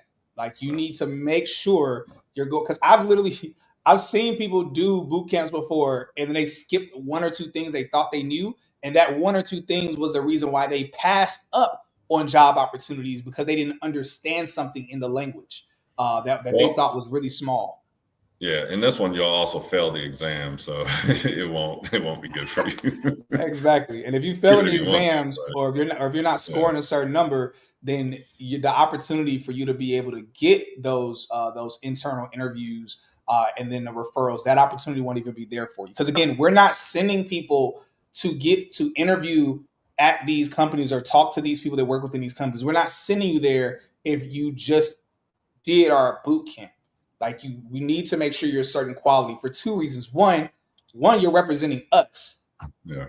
And then two, the way you perform or don't perform affects other people getting opportunities through us at these companies. So we're not going to jeopardize other people's opportunities by just willy-nilly handing people opportunities just because you went through the program. You need to make sure that you're taking it serious.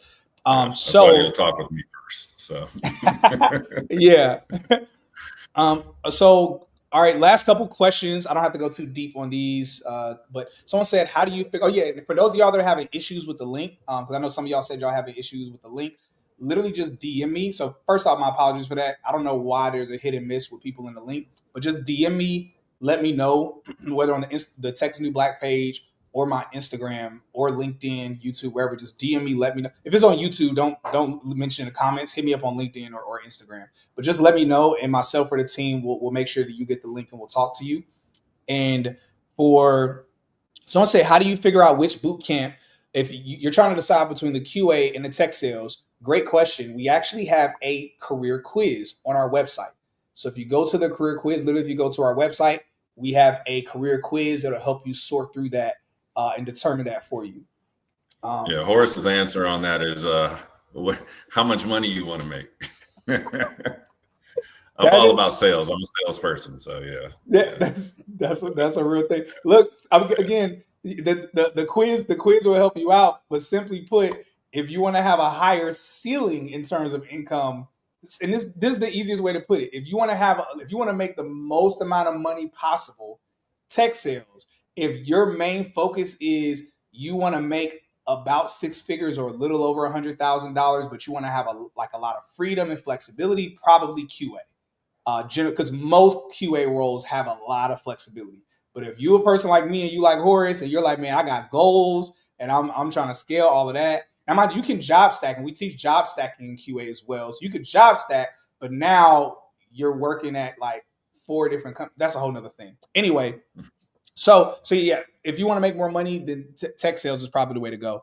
How can I get a work permit sponsored job from Austria to America? So we actually have a template. It's a free template that we have. So DM me for it. We have a bunch of different free trainings and templates. DM me for it, and my team will give you access. There's another way. There's a trigger word you can comment, but I can't remember the trigger word. But just DM me for it. We'll give it to you. And yes, a template it breaks down like the whole work permit, sponsor, all of those things.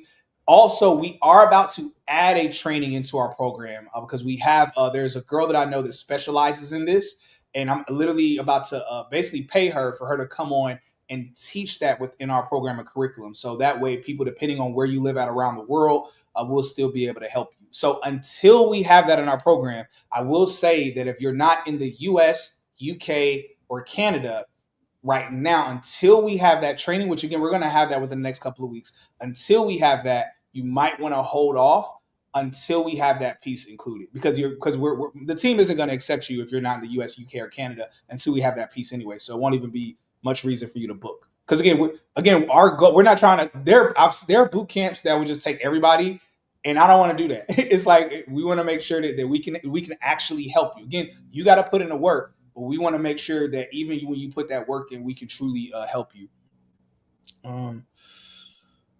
All right. Yeah, we went over salary expectations. We went over the investment. No, I would say Ellie finish. Ellie Marie, are you the same Ellie that I know? Ellie, if you're not finished with the program yet, then no, just finish the program that you're in. And if you're having any troubles getting in the industry or scaling, then just contact me or contact us later. So yeah, but you don't need to do both, especially not at the same time. Not at the same time. We have a lot of people in our boot camp, both the tech sales and our QA, that have done other boot camps. So that happens, but I would say wait until afterwards. All right, y'all. So look, y'all, I see other questions popping up. No, we didn't talk about QA because we're not talking about QA during this stream. I have interviews with other people. So, for instance, our instructor for our QA program, he actually did our QA program. It was before it was AI enhanced. He got in the industry from doing our QA program, and so it's been a couple years since then. So it's not like he just finished the QA program and now he's an instructor. He's worked at several tech companies now, and now he's the instructor mentor of the QA. I have an interview on my page of that, and we talk about that during the interview. So just kind of search through the page, and you'll see that. All right, y'all. So look, y'all, we went way over time, but it was worthwhile. We wanted to make sure we got a lot of things for y'all. Look, for those of y'all that are popping in late, because there'll be some people that's like late, or you left and you came back, you spun the block. Listen, again, we just finished this interview with for our boot camp, our instructor and mentor. My brain is starting to get a little wompy right now. Our instructor and mentor over our AI enhanced tech sales program. Again, it's from whether entry level, SDR, BDR, all the way up to enterprise in terms of education and opportunity and learning how to scale. We just went through talking about that, learning about his story, how he's been able to scale to his level, being a director of enterprise sales at Microsoft, the number one company in the world, unless NVIDIA passed them again. They keep going back and forth. But basically the number one company in the world. He's been killing it and crushing the industry. He talked about the grit. He talks about what it takes, what he went through. He talked about people he's helped get in the industry, as well as what he is teaching within our AI enhanced bootcamp and the opportunity. And really the biggest unique piece, I would say our most unique pieces, one is that we are a community of over 5,000. Two, we have recurring tech events launching on December 14th, and this will be monthly recurring tech networking events with recruiters, hiring managers, and more within our 5,000 member community. These events will be taking place mainly in Atlanta. And three, Tech's New Black in general, having one of the largest networks of any tech, not one of the largest. Let me be modest. I'll say one of the largest networks of any tech bootcamp that's out there, mainly because of our size, because of us being a podcast, because of all of our interviews with recruiters, hiring managers, founders, and more. But it's an add on top of that is the piece that Horus has brought to us, where there's an opportunity. What's up, Rebecca? Rebecca's in. She's one of the co-founders of the community. And those of y'all that want to tap in with the community, let's say you're not sure yet about tech sales or about getting in tech, literally just tap in with the community, comment tech community on Instagram and on LinkedIn and YouTube. I mean, ain't nothing for y'all to comment. Y'all gotta hit us up to get that. Either way, let me get back on track. So we just went through an interview on Horus, went through everything top to bottom. For everybody that came in later, you're trying to figure out how to get the link to be able to speak with the team to see if you qualify for the bootcamp and qualify to being able to scale in tech. Make sure on Instagram, not LinkedIn, not YouTube, Instagram, you comment AI sales. On YouTube and LinkedIn, don't comment AI sales because nothing's going to happen. I don't have automation set up there yet. On YouTube and LinkedIn, you are merely going to click the drop down underneath the video. You're going to click the link below to be able to speak with my team. Literally, one of my team members will text you tonight to make sure you're qualified for the bootcamp, and a team member will either call you tonight or call you in the morning to be able to get you set. Now, again, make sure you answer. Make sure you're ready, because if you miss the call, my team members are going to go ahead and call like someone else. So make sure you are ready. Make sure you're not missing the calls because basically they're going to kind of continue to go through the list to reach out to everybody else. So definitely tap in when it comes to that piece. And so somebody comment on LinkedIn, they comment in tech community. That's hilarious. So look, y'all, this has been a really great interview. Appreciate y'all's engagement. This has been the largest live I've ever done about tech sales. There was at one point over 300 people on YouTube and LinkedIn. I think it was over 400 people at one point on YouTube and LinkedIn. I could be tripping. And on Instagram, this isn't even my Instagram. This is the Tech New Black's Instagram. So the Tech New Black's Instagram has only, I think, like 85,000 followers. My Instagram has 210. And so like, still, there were more people on this live at one point than are usually on my Instagram live, on my own Instagram. So shouts out to y'all. Shouts out to y'all investing in yourselves, investing your time, your evening, because that to me shows a little bit about your grit and a little bit about your investment that you're willing to put into it. So make sure you tap in with the team. Horus, man, thank you so much, man, for taking for your evening, for your time, for your wisdom, your knowledge, you sharing your story, you being transparent and vulnerable. And definitely thank you, man, for you being a part of what it is that we're doing and helping us collaborating to help more people scale in the industry. No, I appreciate the invite, bro. Like we talked about at the house, like, it's the passion, trying to get people to where we are is really the key. It's like, well, I live like this, and it's just like, oh, it's just us, right? Like, no, we try and get everybody like this, right? And so, we'll see the ones that separate themselves. I saw some people asking questions about, is this recorded? I don't know if it is or not, or how they can see this again. Yes, it's recorded. Y'all can rewatch it. Yeah. Mm-hmm. All right, then yeah, man. It's just one of my guys. He's in the comments. Daniel Allen, like he's the one that really hit me, and he was like, "Look, we trying to be where you at, man. Like you got to share the knowledge, right? Where I think I'm trying to be like modest and not talk about it too much, but." So I shout out to Daniel for that because it truly took me to task to be more proactive in sharing the information. And like I said, it was a lot of work putting this together, but totally worth it. And now it's just I get to maintain it, add the updates.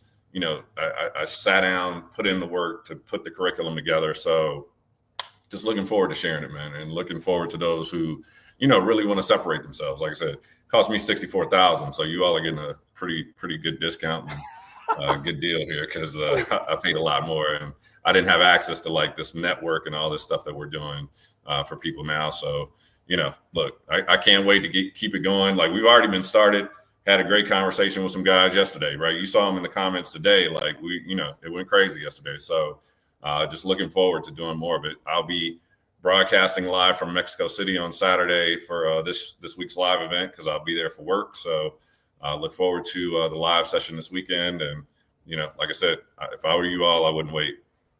So good stuff.